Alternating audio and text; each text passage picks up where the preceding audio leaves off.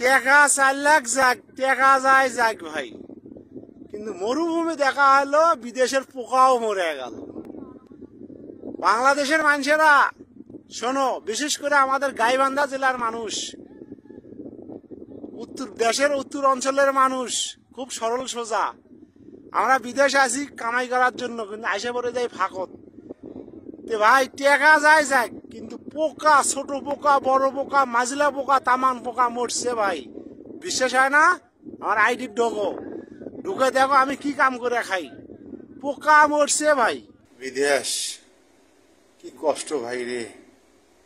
আজ সোমবার সাইডত গেছি কামত যা প্রেশার উঠছে ভাই, প্রেশার উঠে মাথা ঘুরে পড়ে গেছি। লোকজন ধরে রুমত নিয়ে এলো, নিয়ে এসে ট্যাপের তলে পানি দিয়ে দিল। পানি দিয়ে রুমত একলায় শুতে শুয়ে চলে গেল। ভাই এই যে রুমত একলাই, বিশ্বাস হয় না? দেখাচ্ছি, আমি দেখাচ্ছি ভাই। এই যে রুমত একলাই, এই যে গায়ের তলে কম্বল আর বালিশ দিয়ে শুতে আছি ভাই। আমি যদি এখানে মারাও যাই, আমাকে দেখার মানুষ নাই। বিদেশ জীবনটা যে এত কষ্ট, দুঃখ আগে বুঝি নাই।